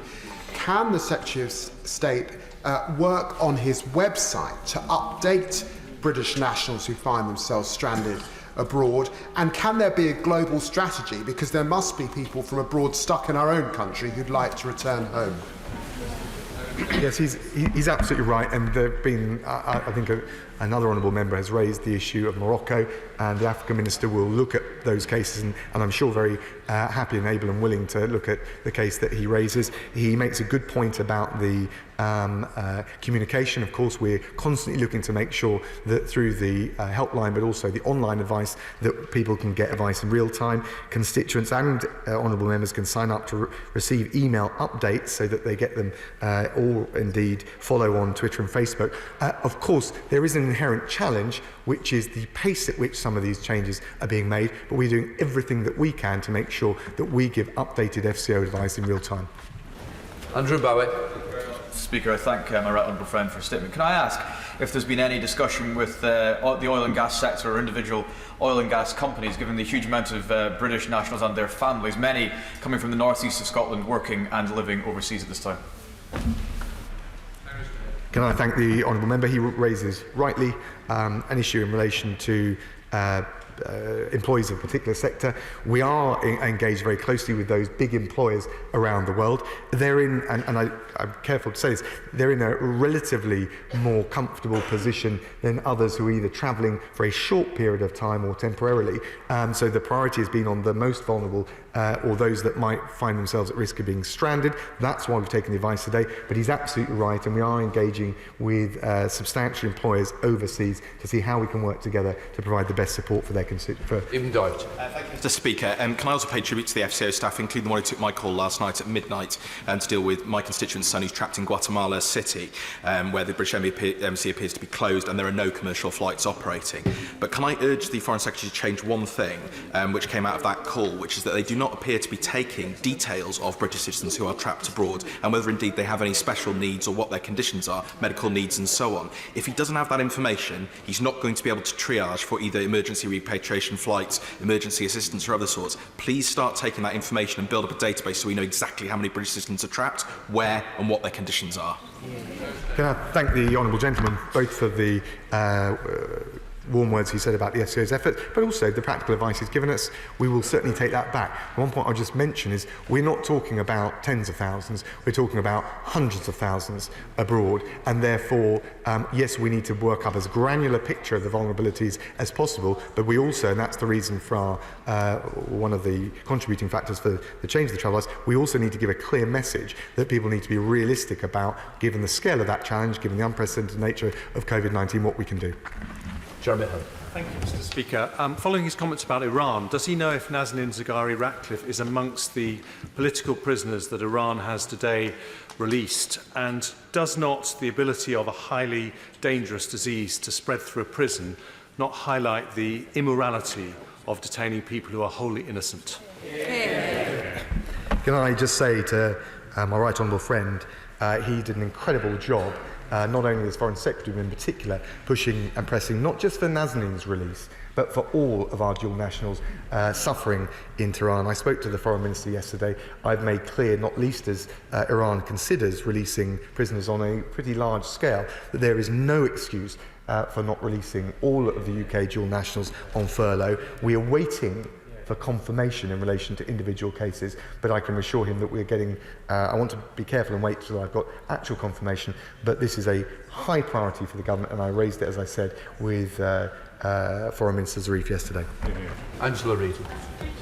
Mr. Speaker, can I compliment the Foreign Secretary on making it clear that essential travel includes the freight services which will keep our supermarkets stocked with food. And whilst I recognise that the Department of Transport will be dealing with this, could he have some words of reassurance for those who do long-haul freight travelling through Europe, that they're not going to be stranded if they're keeping our food supplies up to date and with us? Well, can I thank the Honourable Lady for the question, the way that she's raised it. I thank her for complimenting the FCO and consular advice. She's absolutely right, and I talked about it with the Transport Secretary and the Prime Minister this morning, the importance of keeping freight flowing, but also, if you're going to do that, making sure that we safeguard the workers that are doing that.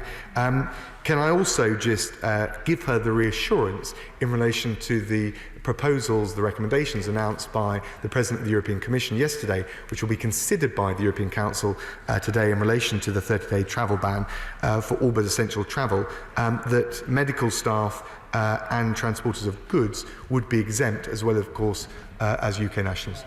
Kevin Holding-Ray. Mr. Speaker, my constituent Kate Jackson is currently aboard the Silver Seas cruise line that's been refused entry to a number of ports. It's now heading to Darwin, which are expected to be able to dock there, but there's no availability, Darwin, Australia, that is, no availability of flights back from Australia to the UK. Would my rational friend do all he can to repatriate Kate Jackson and her fellow British citizens? Can I thank my honourable friend? I'm aware of that case. We're working actively on it.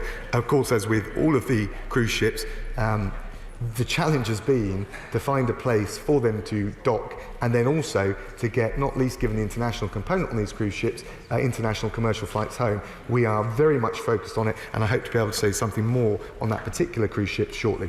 Ben Bradshaw. The last thing our country and economy need on top of coronavirus is the further shock of a hard or no-deal Brexit at the end of this year. So will he and his EU colleagues urgently agree an extension to the current Brexit transition period so that the government and business can focus 100% on the emergency in front of us? Absolutely. Can I thank the right honourable gentleman? I think, if anything, this shows, not least in our collaboration with Cuban government, which doesn't happen at the level of intensity it has in recent days very often, actually with our close European partners, the case for intensive diplomacy to get this deal done and move on and take the relationship to the next level. Karen Bradley. thank my right honourable friend for his statement, but could I ask him for reassurance for my constituent Tracy Wood, who contacted me last night regarding her son. He's a Manchester University placement student, currently in Panama. There are no flights in and out of Panama. He's running out of money, and the embassy had advised him to travel via another country. He simply doesn't know where to go because he doesn't know which border will be closed next. Could he please provide reassurance to Mrs Wood? Thank my right honourable friend, and say first of all, very difficult in those circumstances, particularly travelling to less accessible places, but we will work very closely with all of the airliners and obviously with our network of embassies to provide the support and the advice as soon as possible. If she would like, I'm very happy to look at the specific case, and if she comes and gives me the details of it, we will take that forward with the ministerial team. Wayne David. I have three constituents from Bargoid who are stranded in Krakow, and because Poland has closed its international borders, they don't know how long they will be in that country. Can I ask the Secretary of State if he will put together a comprehensive database of all British citizens who are affected in this way, and ensure that basic communication at some point in the not too distant future is sent out to all those individuals? Well, can I say to the honourable gentleman that we do already have a means of doing that.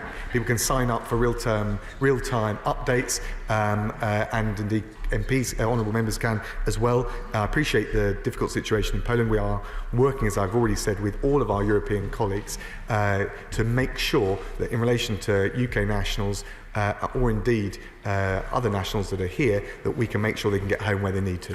Jason McCartney. Thank you, Mr. Speaker. Can I praise the Foreign Secretary for his statesmanlike approach this morning? And can I also thank the SNP spokesman as well for his constructive approach? It's really good to see opposition politicians rising to the occasion, just as our constituents want us to during this crisis.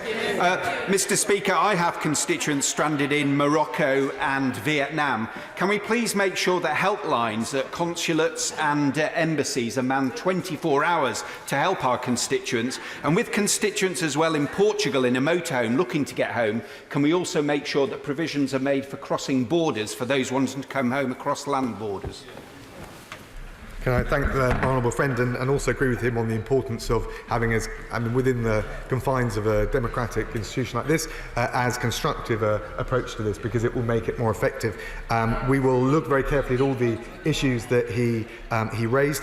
He mentioned, I think he mentioned Vietnam as one of the difficult areas. We're aware, as ministers have already made clear, of a number of British nationals in quarantine, some in hotels, some in other quarantine facilities. We're in very close contact with the Vietnamese authorities. We're providing assistance to all those affected, and we're hoping to see them moved to improved and better facilities as soon as possible. That's just one illustration in pretty difficult, challenging conditions where we're working very hard to try and make sure his constituents and many others get the care, the advice and the support they need. Kirsten Oswald. It's very clear, listening to the contributions from across the House, that there are citizens stuck in many and varied countries, far-reaching countries across the world. What plans does the Secretary of State have to work with European partners, specifically to bring people in far-flung places back as a partnership approach? She raised an excellent point, and we do need to work in partnership. We did that in relation to the flights from Wuhan at the outset of the crisis, if I can put it that way. We've done it in relation to the Bremer cruise ship, and in fact, my instinctive reflex, and the one of this government, is wherever we've got a situation where UK nationals are stranded and we've got more capacity on the airlines to get them home, our instinctive reaction is to make sure that our European, our Five Eyes partners and their nationals can get on as well. And we've had good collaborative arrangements, and it's been a two-way relationship, and all of that will continue. Peter Roberts. Thank you very much, Mr. Speaker. I'm most grateful to the Foreign Secretary for his very comprehensive and thorough statement. I appreciate this may be an issue for other departments, but can he clarify the position with regard to private planes, whether commercial or private leisure, flying in to local airfields? I think that's probably one for the Department for Transport, but I wasn't clear whether he was asking in relation to their use for repatriation or whether restrictions were being extended to them. I think in any event, I probably ought to pass that on to the experts at the Department for Transport. Coyle. The Foreign Secretary is stating quite openly that the government will not bring everyone home. So how is he working with operators like TUI to ensure they act responsibly and don't leave people stranded abroad without communications, like my constituent Michelle Choi in Morocco? Thank the honourable gentleman. It's not so much we won't, it's just a pure question of capacity, given the potential range of hundreds of thousands of UK nationals travelling temporarily abroad. What we will do is liaise very closely with, I think the honourable gentleman is the third to raise the issue of Morocco. We'll look very carefully at what more that can be done. The African Minister is nodding earnestly. I know we'll take that up. We're also, of course, and he's absolutely right to nail this point, trying to work with the airlines to make sure, as these travel restrictions come into place, there is a window where the commercial airlines can come in and get as many of people who want to come out away and back to the UK as possible. Mark Pitcher. I agree with the Foreign Secretary. We can't repatriate everybody. It's just physically impossible. But following on from the very good question from the Right Honourable Member for Leeds Central on questions of exceptional circumstances, on those most vulnerable, and given that we've been told by our own Prime Minister we are at war with an invisible enemy, the COVID-19 virus, can I ask what discussions he's had with the Ministry of Defence about deploying the Royal Air Force and the Royal Navy, and even using bases around the world as staging posts if needs be, when those international airlines further restrict flights, to repatriate the most vulnerable, not everybody, but the most vulnerable? Can I thank my honourable friend? Obviously, I've engaged very closely with the Defence Secretary on this, but something like that would be a last resort. We don't rule anything out at this stage, but our focus has been on making sure, and I think the point the honourable gentleman made and others have made, working very closely, not just with the international airlines, but other countries, to make sure that together, in relation to some of the cruise ships that we're dealing with at the moment, where we haven't repatriated, this is happening, where we can work together as an international team to try and get UK nationals back. So that is definitely a partnership that will involve international governments around the world, but also the airlines around the world. I've currently got a female constituent stuck in Istanbul. All flights are being cancelled from the UK to Turkey until mid-April. The airline Pegasus is not being helpful, and she's been told she's only got a 25% chance of getting home. The Secretary of State's hotline advised that she keeps in touch with the airline, but as I said, they're not being helpful, and nor have the consular support in Istanbul. And she doesn't have any insurance. What support can the government give her? Can I thank the honourable lady? Look, it's very distressing, and obviously as MPs we'll do everything we can. I'm very happy to look at that case. I'll ask the Minister for Europe to take a close look. We, of course, will continue to liaise with the Turkish authorities and as many of the airlines that go into Istanbul or indeed Ankara as possible, to try and make sure that people don't find themselves in that vulnerable position. Teresa Villiers. A constituent of mine has been in touch about his grandparents, Alan and Beatrice. Beatrice is 86, Alan is 89, and they are trapped on board the Silver Shadow cruise ship, which is quarantined off Recife in Brazil. Can I appeal to the Foreign Secretary for his help to get Alan and Beatrice home? I thank my right honourable friend. We've been following very carefully the course of the Silver Shadow. I can tell her there are 300 passengers on board, around 120 are British nationals, which goes to the point I was raising earlier about this needing to be an international team effort. Royal Caribbean, the parent company of the ship, has indicated that they will offer at least 3 charter flights to get passengers home, one to the UK, one to the US, one to Canada, and possibly also one to Australia. That gives her a sense not just of the challenge we face, but also how we're striving every sinew to deal with constituents like her own. Leila Murray. Mr. Speaker, I'd like to add my voice to thanking those FCO workers who are, I'm sure, working around the clock and wanting themselves to get home but are staying to help others. I've been listening very carefully to what the Secretary of State has been saying about repatriation. I understand his arguments about the airlines, But we have to accept the reasons why the airlines aren't running the flights is because they can't afford to, and they are worried about coming out the other end. Would he be considering a subsidy for the airlines to enable them to run these flights, particularly from areas where flights have been cancelled or shut down completely? Can I thank the Honourable Lady? I think she raises a really important point, which is that on the one hand, we do want commercial airlines to flow, but clearly they're under severe financial pressure given the domestic restrictions being placed, and indeed, of course, other governments, including our own, changing their travel advice. We will work with the airlines to find and see what support we can provide, and our priority continues to be to make sure commercial flights can access as many areas as possible to get people back in the kind of scale and volume that is necessary to address the challenge we face. Craig Whittaker.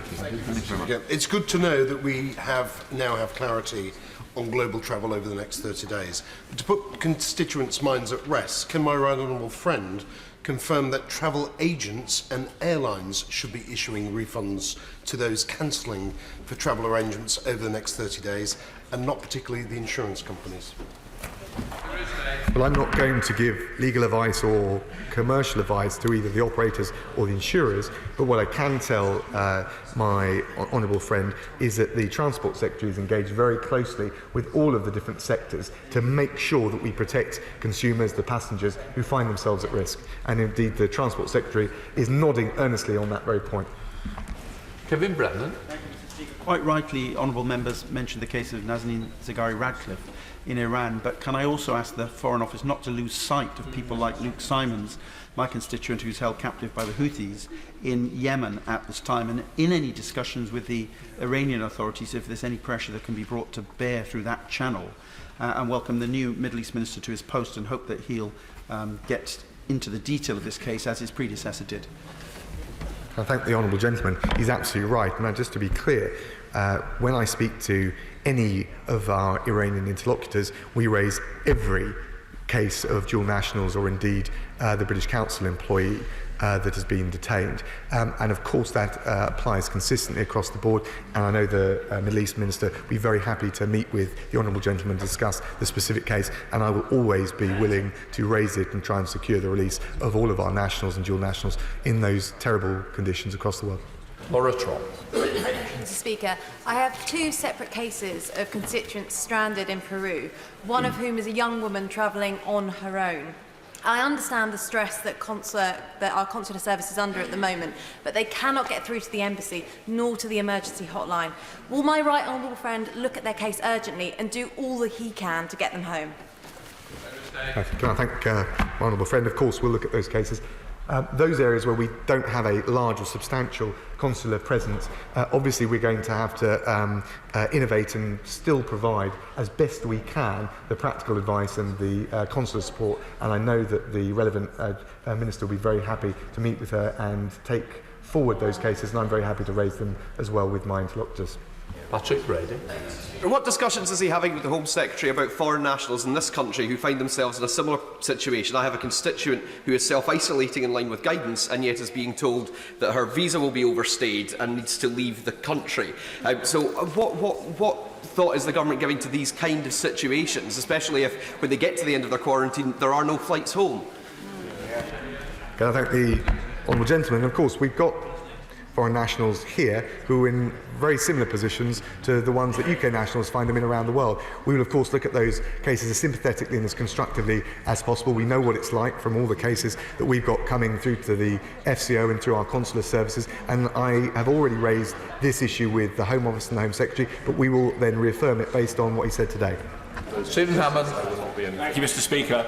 Earlier on, the Foreign Secretary spoke about hundreds of thousands of UK nationals who are abroad. Many, of course, are travelling home and therefore may be taking longer than they expect. And therefore, can the Foreign Office be clear about reciprocal medical arrangements in place in those areas? Many, of course, are UK citizens living in EU states which we were formerly a partner with. Given the medical officer this morning said it might last for 18 months, could he be asking EU partners or former EU partners to consider an elongation of the reciprocal arrangements that are in place currently?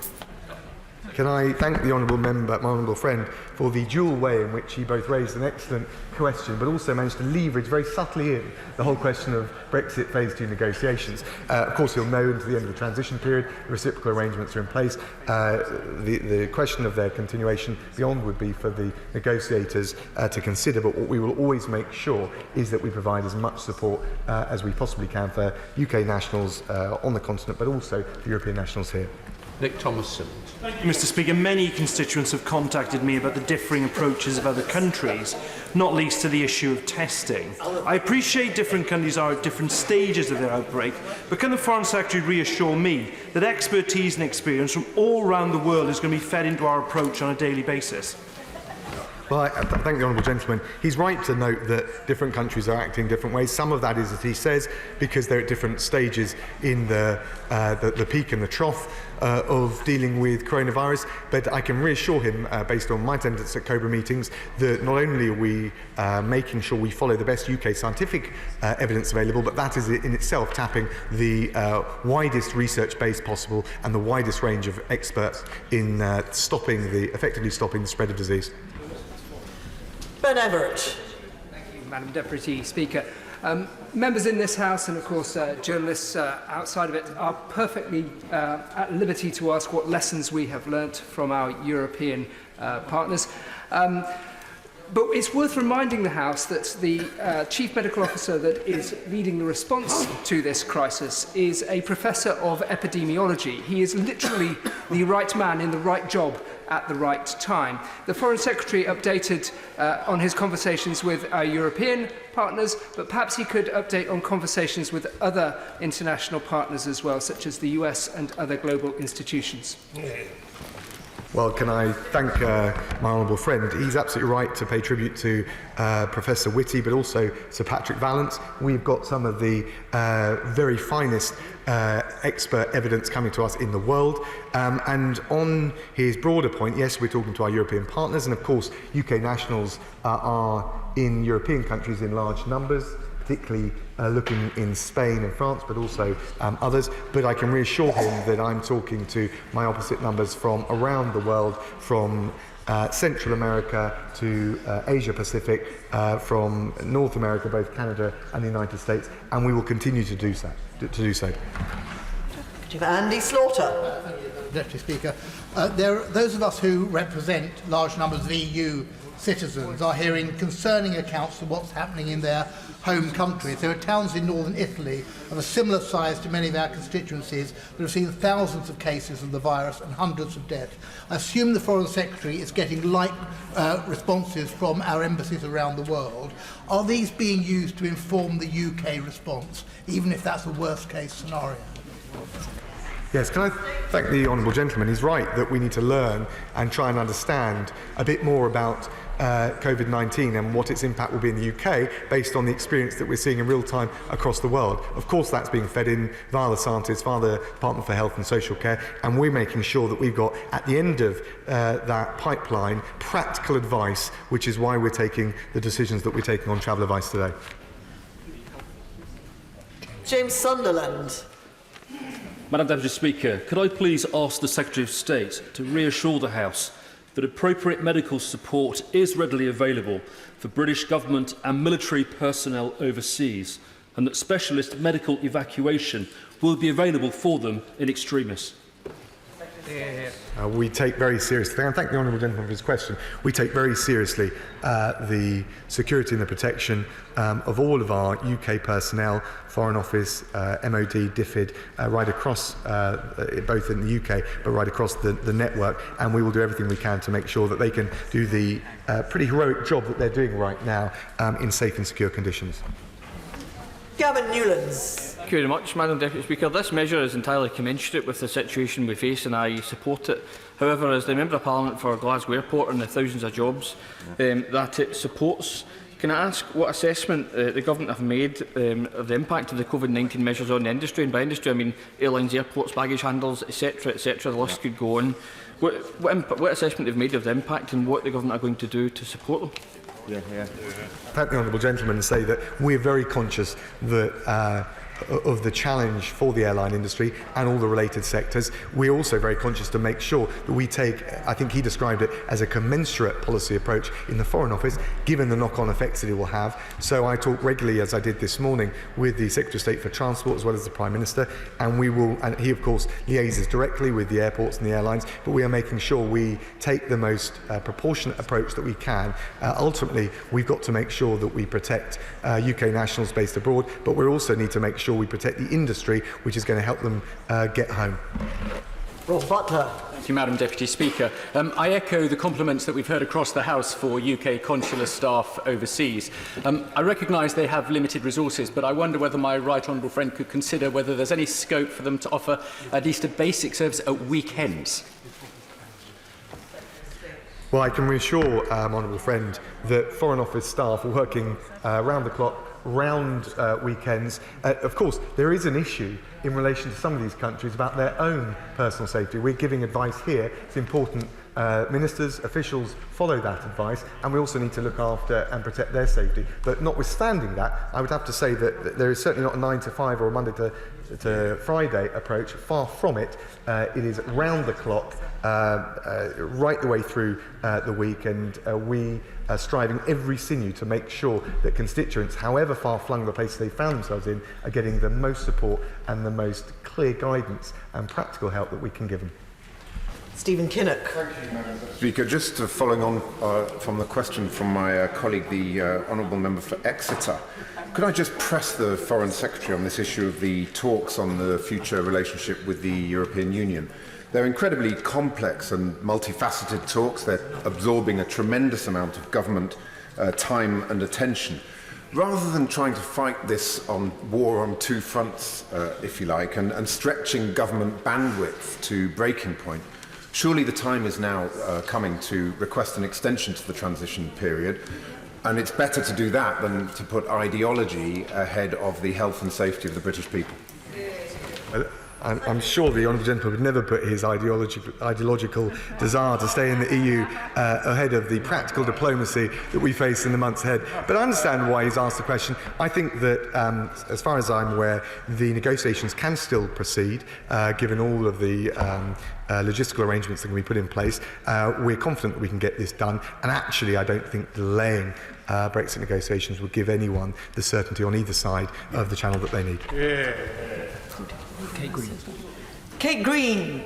Madam Deputy Speaker, can I echo the concerns of other colleagues about the situation for British nationals in Peru, where I have a constituent with serious underlying health condition who is stranded, and as we've heard, not only is the British Embassy apparently closed, but the phone number which they are being informed they can use to obtain information is apparently not being answered. In addition to needing information about how they can be assisted to leave the country, they need assistance and information while they remain in the country, including about access to healthcare. Can the Foreign Secretary take a very careful look at the situation in Peru? I thank her for the constructive and detailed way that she's raised her constituent's case. Of course, I'm very happy to look at those cases. The Minister covering Central and South America has already indicated in relation to some of the other cases with respect to Peru that she will take those up. We will look to do everything we can, both to provide the support and advice, and for those that need to return, to provide them with the means to do so. Tim Farron. Thank you. I've written to him about my constituent, Eddie, who's 19, who's stranded in Morocco. I hope he will intervene to bring him and others home. But travel is also vital for the nation's supplies. 45% of the food that Britain eats comes from overseas and is imported. So will the government do two things? First of all, make a statement very, very soon on how it's going to protect those supply lines to give the nation confidence in its food supplies. And then secondly, do everything it can to back Britain's farmers so they can increase production to keep us all well fed. The Honourable Gentleman, in relation to his constituent, I of course will look at that very carefully. There's a number of other Moroccan cases that have been raised, but and I'll get back to him with as clear a steer as possible. He's right to raise all the issues he has around supply chains. Again, that was one of the issues that I discussed with the Transport Secretary. We are very mindful, and if you will have heard the changes to the travel advice that I've announced, they will not apply to freight. So we are very mindful in everything we do to keep those supply chains open, and we'll continue to look at that. And he also makes a very good and important point about food supply and frankly the opportunities for UK-based suppliers to rise to meet some of the demand or the supply that will be curtailed as a result of COVID-19. Navendu Mishra. Thank you, Madam Deputy Speaker. I've written to the Secretary of State regarding a constituent stranded in Austria, and I'm told there's a lack of testing kits and issues around travelling back. Adding to that, there's already enough chaos around the issue of repatriation, and that is even before the majority of countries move into emergency lockdown phases or close their tourist venues. Can the Secretary of State confirm that the Foreign Office has all the resources it needs to provide extra consular support, and it is very likely that UK nationals will be caught up in these fast-moving situations? Yeah. Thank him for this question. Of course, we'll look very carefully at any case he's written to me on about constituents in Austria. There's no doubt about it that the Foreign Office, as with the rest of government, and most obviously the NHS, is going to come under pressure. The key thing is that we have got the means and the agility to prioritise to make sure that dealing with COVID-19 is the top priority as we go through this challenge. I'm very clear the Foreign Office will do everything we can to protect our constituents, UK nationals abroad, and also make sure that we work with our international partners to rise to this challenge, get through it, and then move on so that we can get back to some semblance of normality. Jim Shannon. Deputy Speaker. First of all, can I thank the Minister for his commitment and for him and his staff's sterling efforts on behalf. We're very encouraged by what he said today.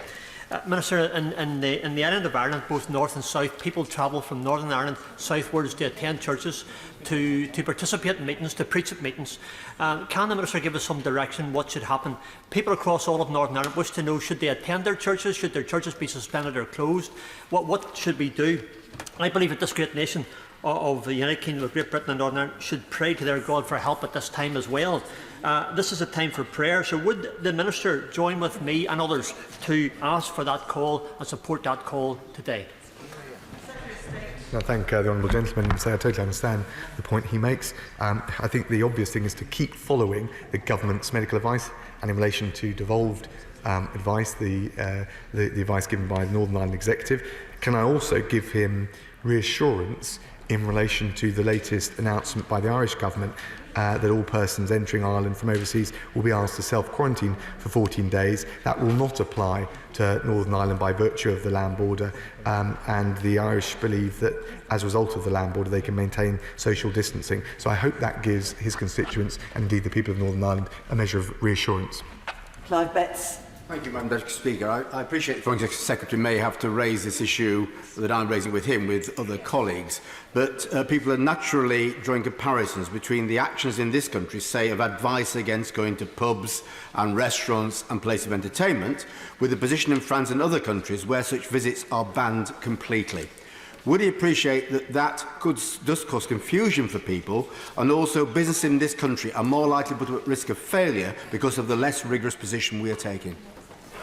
Can I thank the Honourable Gentleman? I understand the point he's raised, and I think it's a fair question. But the reason is, first of all, because we're following the scientific advice that applies to the UK, and second of all, that COVID-19 is affecting different countries at different paces, and some of them are at a different place on the curve in terms of the spread of coronavirus than the UK. So we will make the right decisions at the right time for the best interests of people in this country, including our businesses, and we'll do it based on the scientific advice, which is very carefully taking into account the different approaches and the different pace at which they're trying to deal with coronavirus in Europe, but also across the world. Karen Bott.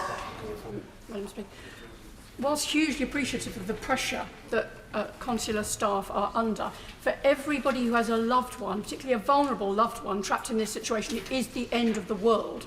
I have a constituent on the Silver Spring cruise ship outside Darwin who is 78 years old and extremely poor health, and we are being told that there are issues about the financial viability of the cruise line and the safety of supplies. I have a constituent in Peru who has multiple problems and whose mother is desperate. I have a case in from Morocco this morning. They are coming in every few hours. Can the Minister help with those? And can we also be assured that there is a review taking place of capacity so that we can urgently upscale it, at least for these coming weeks? Can I thank the Honourable Lady? Can I reassure her that in both the cases that she's referred to, we're actively looking at the solutions that we can provide for UK nationals. She's right to raise the issue of scalable support. I'm making sure that all the resource that is available is going to be focused on coronavirus in the weeks ahead. So, of course, there's an element of scalability. We've got the resilience to get through this crisis, and I'm confident that we will. Alison Thewlis. Speaker, I want to raise another case of people stuck in Morocco. I have a case raised with me today of a family with 3 young children who I understand were due to fly back on the 24th of March, but flights have now been suspended. Could I have some clarity on when they can come home to Glasgow, because they are stockpiling food at the moment and just don't know when they can get back? What advice can he offer? Well, can I say that the Africa Minister has already made clear he's going to follow up on all of those cases, so we will certainly look at the case of the Honourable Lady's constituent, follow the real-time advice. I'm writing to all honourable members with the practical advice, how they can stay up to date with real-time, and we will continue to give the Honourable Lady, and as indeed all honourable members, as much advice as swiftly as possible to provide for the safety but also the return of her constituents. Mike Amesbury. Thank you, Madam Deputy Speaker. Many constituents up and down the country are doing the right and inevitable thing and cancelling Easter holidays. But far too many are doing the hokey-pokey between the travel agents, the advice from the FCO and the insurance companies. What more can the Secretary of State do to give people a nudge in the right direction? Well, can I thank the Honourable Gentleman? I think the clarity of the advice that we've given today will provide the nudge, to use the Honourable Gentleman's expression. The most important thing we can do, both for our constituents but also for the airline industry and indeed the insurers, is to give clear advice. We've done that. We're advising against all but essential global travel, and we will watch as I'm confident the airline industry and the insurers take the responsible approach in response to that. Alan Bryan. Madam Deputy Speaker, I agree with the advice that non-essential passenger travel should be halted at the moment, and the Foreign Secretary said that freight channels should remain open. The thing is about air freight, so much air freight actually goes on passenger carrying planes, so therefore the empty seats have to be paid for either by industry or by the government. So what work's the government done to identify critical routes, critical airlines and the support packages required to keep the freight channels going and keep the airlines going? I can assure the Honourable Gentleman that we discussed that issue, discussed it with the Transport Secretary. He's in conversations with the airliners. He's right, there's not a clear division between freight and passenger travel. They often go on the same aircraft. We're very conscious of this, and we'll be working with the industry to make sure that we can chart a sustainable path ahead as possible. But we've got to take of course, time's critical. We're in daily touch with all the relevant interlocutors, including the airlines and the airports. But also, I think it's important that we take this measure now, not least given some of the comments that have been raised in the House about travel arrangements over the Easter period. Claudia Ware. Thank you, Madam Deputy Speaker. Like many of my constituents, I too have family members stuck abroad. In my case, an older aunt stuck in the US. I certainly look forward to her healthy return, along with the rest of my constituents' family members, once there's a global strategy in place. My friend, the Honourable Member for Islington South and Finsbury, was right to highlight the global leadership and global response that is required. And in that regard, is it not one of the other lessons that we must learn from the COVID-19, the need for a joint mechanism to guide coordinated global efforts on the development, testing and rollout of potential cures and vaccines, potentially with the establishment of a dedicated body responsible for this work? Would the Foreign Secretary undertake to look into that proposal today? Well, can I thank the Honourable Lady for the emphasis she puts on international coordination. There are multilateral efforts to make sure we deal with everything from research and development to going to vaccines, but also capacity building for the most vulnerable countries. I'm certainly happy to look at any proposals she wants to write to me with, look at the detail of it. The challenge, of course, has been different approaches, partly driven by different assessments of the risk, but also just the pace at which and the geography with which coronavirus has spread. Deirdre Brock.